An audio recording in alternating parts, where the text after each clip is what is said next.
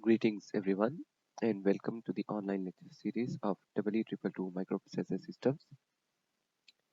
This is the first lecture of this course, and in this lecture we are going to discuss about the basic concepts and parts of a computer system architecture. The course contents for this online series for microprocessor systems are divided into two basic parts. The first portion will cover the concepts of computer system architecture of a basic computer, the computer organization and design. And the second part is going to be focusing on PIC microcontrollers and their assembly and C language programming. So this is the basic course outline. So in this lecture, we are going to discuss about various basic concepts related to a computer system architecture, like what are registers, register transfer, micro operations, interconnection of these modules. And then in the next lecture, we are going to actually start designing the hardware level diagrams of bus registers and ALU, etc. The textbooks we are going to follow for this particular course include Computer Systems Architecture by Maurice Meno, the third edition. And for the second half, we are not going to follow any particular textbook, but I have written some books here like PIC Microcontroller and Embedded Systems by Mazidi, the Intel microprocessors, PIC microcontrollers programming in BASIC, etc. But the second part we are going to mainly cover using the PIC18 F4550 datasheet and PIC18 F47 K42 datasheet. Both of them are the latest 8-bit microcontrollers in the PIC microcontroller series. So let's get started with what is a computer. Before electronic computers became commercially available, the term computer was used to refer to a person who used to compute or perform mathematical calculations. But nowadays, a computer is a machine that manipulates data according to a set of instructions. So the modern definition of a computer, the most widely accepted definition of a computer as per answers.com, is that a device that computes, especially a programmable electronic machine that performs high-speed mathematical or logical operations, or that assembles, stores, correlates, or otherwise processes information. So, a computer should have these defined capabilities. And to have these capabilities, a computer should have the respective hardware to perform those operations, to actually implement those functions.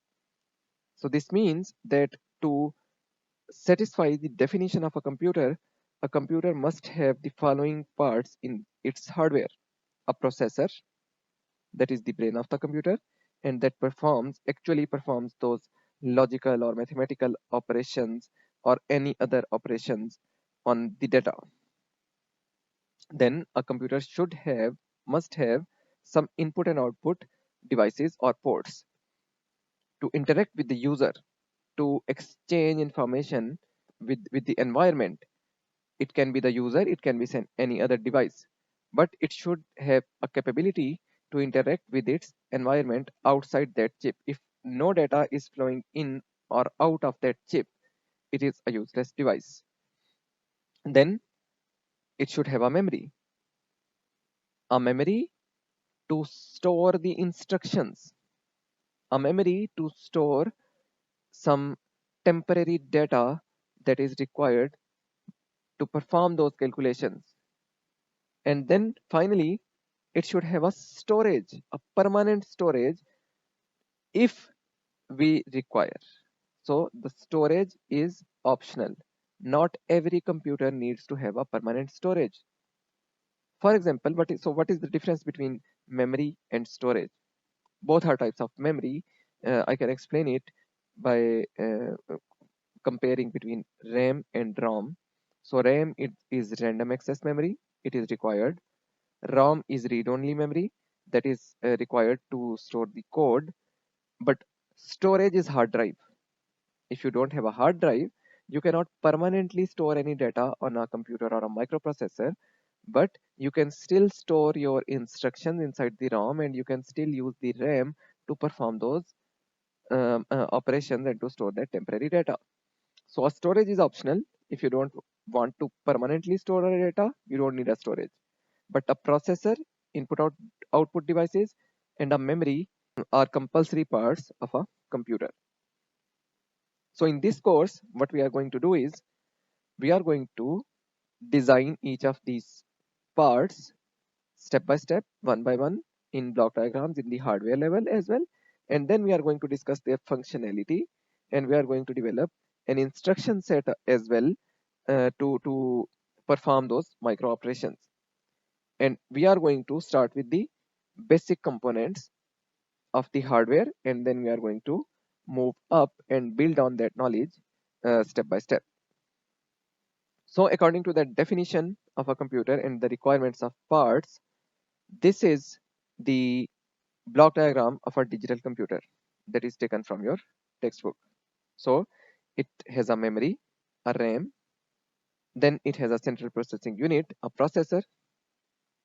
This input output processor is not always required, but it has some input devices and some output devices. So it is a complete computer. It doesn't have a storage as we can see here, but it does have all the other required components that are compulsory for a computer. One thing to note here is that only RAM is written here, so only one memory is there. So this RAM will be used to store the code as well as the temporary data, but still it will serve the purpose of the memory. So now let's see what actually is an architecture and why should we be aware of the computer architecture.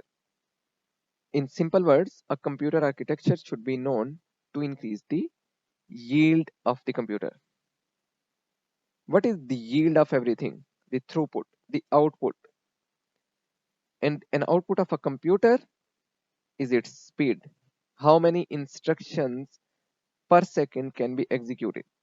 That is the yield that eventually translates into the speed of the computer. So it is important to know the computer architecture and to understand it to improve the yield of a computer. And that's why there exist many different types of architectures in modern world. So in this course, we are going to discuss the basic architecture of a basic computer. How is it designed? How does it work? And then we are going to perform some basic operations using that computer. So many people confuse the computer architecture and computer organization. So here is a brief comparison of that. In summary, a computer architecture deals with what to do, and the computer organization deals with how to do it. So the architecture defines the functionality of the computer, and then to realize that functionality, we have to define our actual components and how they are connected. And that is computer organization. So first comes architecture, and then to realize that architecture comes computer organization. How do we want to perform those functions? And this table will further clarify the differences between the two.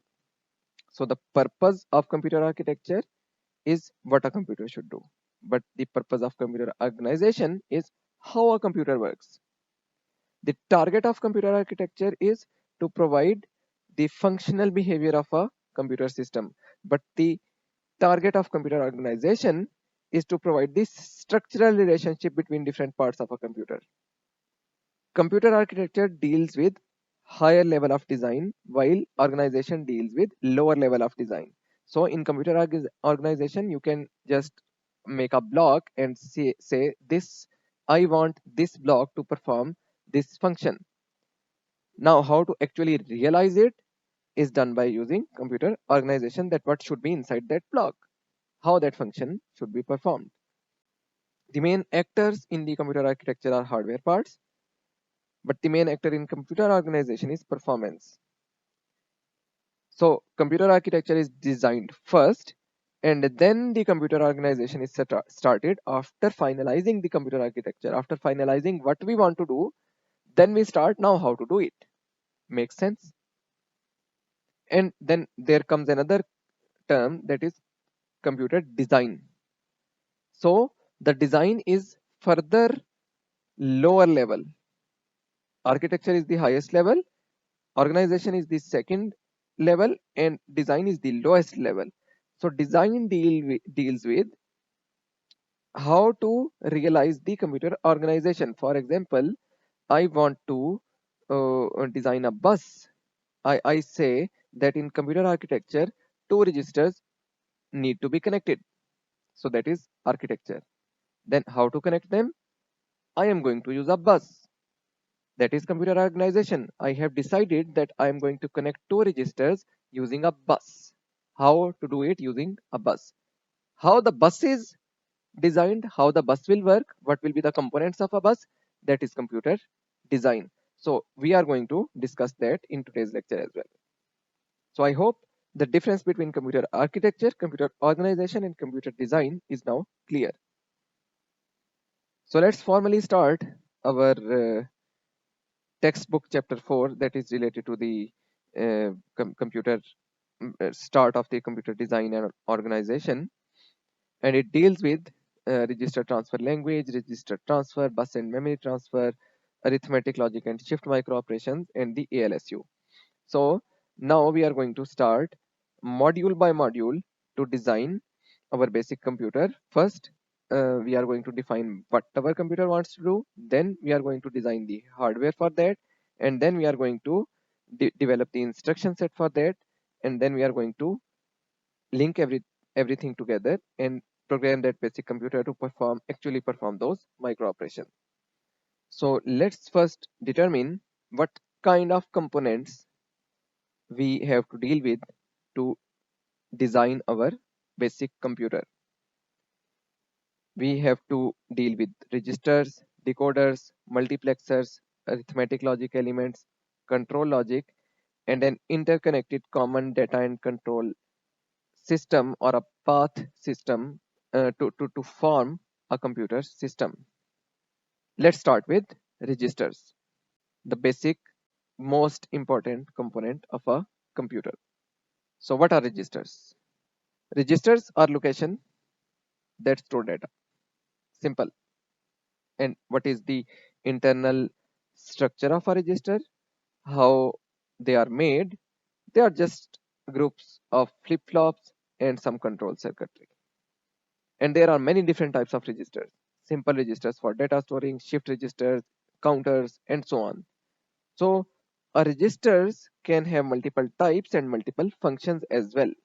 They don't just store data, they can perform some basic functions as well. And those types of registers define the type of module they are representing. And also, registers are used to store different types of data as well. Some registers are used to store instructions, some registers are used to store just some any random regular data, some registers are used to hold some temporary data, some registers are used to hold the input data or the output data, some registers are used to interact with the processor or the CPU. So the type of data stored in the register also defines the type of register, and that in return also defines the type of module those registers are representing. So let's start with a general register just to store the data. As we discussed, register is nothing but a group of flip-flops, and we all know that a flip-flop is capable to store one bit of information. So an n-bit register has a group of n flip-flops and is capable to store n-bit binary number. And this is the basic diagram. We connect the clock of all registers together, all flip-flops together, and that is the clock of the register. So any transition on clock will change the bits stored inside that register. This is the inside of a register, and this is the outside of a register. So these bits A0, A1, A2 and A3 are now stored inside the register, and these I0, I1, I2 and I3 are outside the register that need to be transferred into the register, that need to be written into the register or stored into the register whenever a clock pulse is applied. Or further, you can put it like this, that these I0, I1, I2 and I3 are register inputs, and these A0, A1, A2 and A3 are register outputs. If we want to write into a register or store something into a register, we give that data to the register inputs and provide a clock pulse. And that data is transferred to the inside of a register and is now available at the register output. If you want to just read the registers or take any data stored inside the register outside to perform any function on that, or just even to know what was inside the register, we just read the status of these bits. So no clock is required, because you can see the status of this bit anytime without requiring any clock. So let's define here that a register write is a synchronous operation that requires clock, but a register read is an asynchronous operation that doesn't require any clock. So as we are talking about register read and register write, let's move further and talk about micro operations. The operations executed on the data stored in the registers are called micro operations, and they can be read and write as well, and they can be any other operations like shift, load, clear, increment, decrement, or anything else. So the functions built into the registers are examples of micro operations. There are other types of micro operations as well that are performed outside the registers, inside the CPU. But micro operations can also be performed inside some special function registers. They are not just there to store the data, as we discussed earlier. Some registers are special. They have some special functions as well. So those functions are called the micro operations, the operation that is performed on the data by the register. An elementary operation performed during one clock pulse on the information stored in one or more registers is called a micro operation. Focus on this requirement during one clock pulse. So a micro operation must be completed within one clock pulse. If a micro operation is taking two clock pulses, it is no more a micro operation. It will become two micro operations. An instruction can have multiple micro operations, but a single micro operation should be executed in a single clock pulse. So this means that a register write is a micro operation. A register read is not a micro operation because it is not requiring any clock cycle.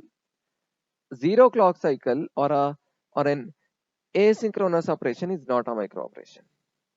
A clock pulse should be consumed by a micro operation, otherwise it is just a control function.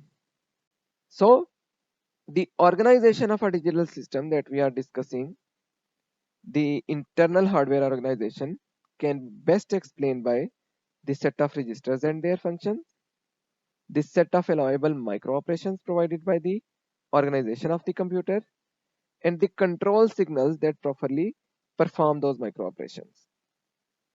So what is the hardware required to perform that micro operation?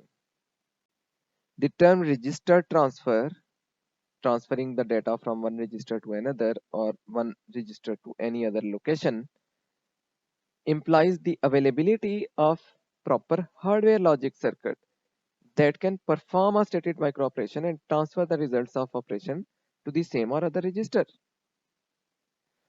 For example, this register transfer operation requires that a system has to perform addition on the data that is stored in two registers and then store the result in another register.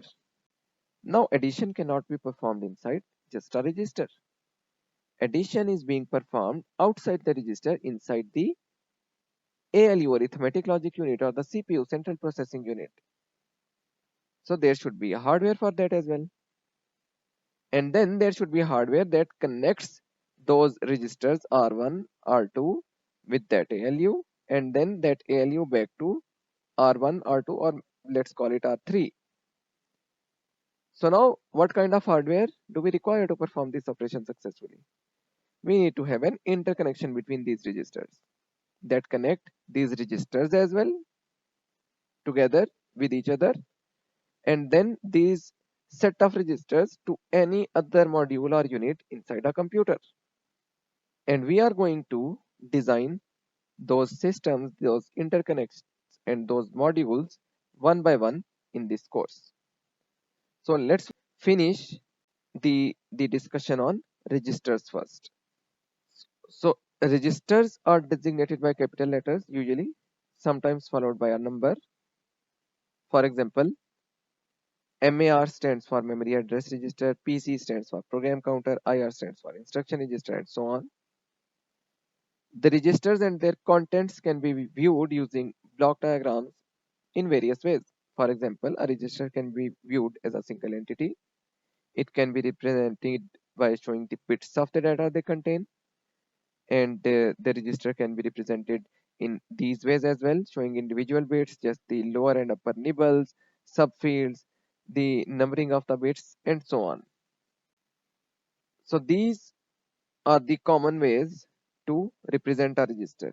And register transfer means transferring the contents of one register to somewhere else, not just to another register, to somewhere else. So in this case, we are transferring the contents of register 1 to the register 2, and that is indicated by an arrow. It has to be kept in mind that the transfer will be done simultaneously, means that all the bits of R1 will be transferred simultaneously at once to all the bits of R2. They are not being sent one by one or serially. The transfer operation is a parallel operation or a simultaneous operation, and it requires only one clock pulse as we discussed earlier, because all the clock inputs of all the flip-flops inside the register are connected together with a single clock source. And as we can see here as well, that the transfer microoperation of R1 to R2 requires only one clock cycle. Why? Because we are just reading R1, and read is an asynchronous operation. Read does not require any clock pulse. However, write is a synchronous operation, and we are writing the contents of R1 to R2, and that requires a clock pulse. So that one clock pulse required by this whole micro operation is consumed by this R2 writing the data into the R2. To read the data from R1, we just have to give a control signal at the enable output of R1. We are going to completely design it, that how we select between read and write operation, and why the read operation does not require any clock but the write operation does. A simple answer for at this stage is that the write operation requires and involves the sequential logic components, while the read operation only involves combinational logic components. And that's why combinational logic does not require any clock input. Then let's give you a basic concept of control functions. We want to transfer the data of R1 to R2. Okay. But when? Do we want it to happen at all times? Or do we want to transfer the contents of register 1 to register 2 when we give an instruction to it? When we instruct the computer that only now, if this condition is true or if this instruction is received, only then transfer the contents of R1 to R2. We don't want to keep transferring the contents of R1 to R2 infinitely, indefinitely at all given times. We want to control those micro operations. We want a control over those operations to be performed. And that control is basically provided by applying control signals. And where are those control signals coming from? The user, the instructions or the coding, the program that user is writing. A user will write a program. That program will be compiled and translated into machine language, and that machine language will become this control signal. So whenever this control signal is true, only then the contents of R1 will be transferred to R2, otherwise it won't be. If some other control variable is true, then that function will be performed. So at each given instruction, some control signals are activated one by one, and the corresponding operation to that control system is performed, and the rest of the computer is not being used at that time. So it is a sequential execution. One operation is performed, the second operation is performed, the third operation is performed. The instructions are executed sequentially, one by one. Whichever control signal that instruction represents, that micro operation is performed. This is the basic block diagram of the implementation of a controlled transfer, not an uncontrolled transfer. And it shows that we have a register R1, we have a register R2, and we have an n bit dedicated line connected R1 and R2. The output of R1 and the input of R2. Clock of both the registers and the control circuit is common, so a single clock pulse will be provided.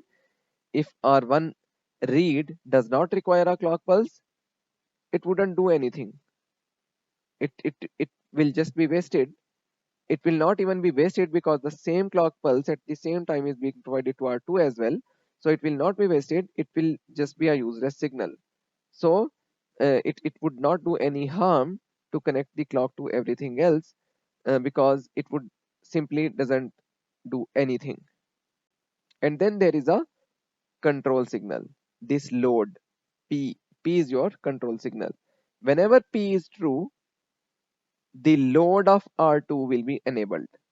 So when the clock transition or the rising edge occurs and the load signal is also enabled, at the next transition, the data of R1 will be loaded into R2. The transfer occurs at this point when the load was 1 as well as the clock rising edge arrived. These registers in this particular case are positive edge triggered. There can be negative edge triggered registers as well. It depends on the types of flip-flops we are using. So we are required to write an RTL statement which shows that the transfer for register from register Y to register Z shall only occur when A and B are both low, and also draw a block diagram for that. So let's do that. It will be both A and B are low, so A bar dot B bar, and register transfer from register Y to register Z, so Z on left and Y on right, and an arrow indicating a transfer from register Y to Z. So this is the RTL statement. And what will be the control diagram? This is register Y, this is register Z, and n bit line connected them, a clock connecting both together, and the load of register Z connected with A bar dot B bar. So A bar dot B bar. This is the block diagram of an RTL statement. Then we can talk about simultaneous operations. If two or more operations can occur simultaneously in a single clock cycle, but both of them are consuming that clock cycle. For example, in this case, if we see here that reading this register Y was not consuming a clock cycle, but writing that register Z was consuming a clock cycle. So only one of them was consuming a clock cycle. So it is called just one micro operation. But then there can be cases where both micro operations are working independently and their clock was connected together, and both of them actually consumed that clock cycle, that same clock cycle. So at a given instant in time, for example, this is your clock. So at this given instant, both the operations occurred together. They required the transition of clock, but it was the same clock. So the operation was performed at a same instant, and that is called a simultaneous micro operation, and that is only possible when there is no link between the two modules that are performing those two micro operations, and there is no shared resource between the two modules that are performing those independent two simultaneous micro operations. And we can see here R3 and R5 are two independent registers, and MAR and IR are two independent registers, and there are no shared resources between them. So we can perform two operations in a single clock cycle.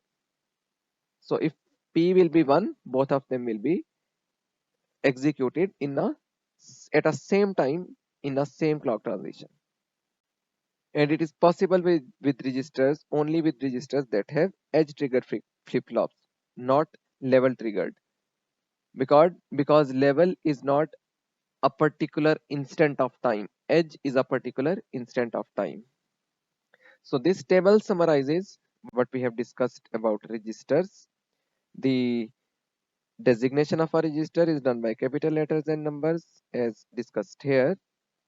Arrow denotes the transfer of information, the direction of transfer of information. Colon denotes the termination of control function, and comma separates two simultaneous micro operations. Simultaneous micro operations, not just two micro operations. Two micro operations are separated by two different lines, but so two simultaneous micro operations are separated by a comma. So at this point, what we have studied so far, we now know what is a register. We know how to how to write into a register. We know how to read a register, to transfer the contents of one register to another register, and how to control that transfer, and how to represent it through the register transfer language. So now next we will move on to the interconnection of registers, the concept of bus and memory transfer, and we are going to cover those concepts and design in our next lecture. So that's it for today's lecture, and see you in the next lecture of this series. Till then, take care, stay safe, bye.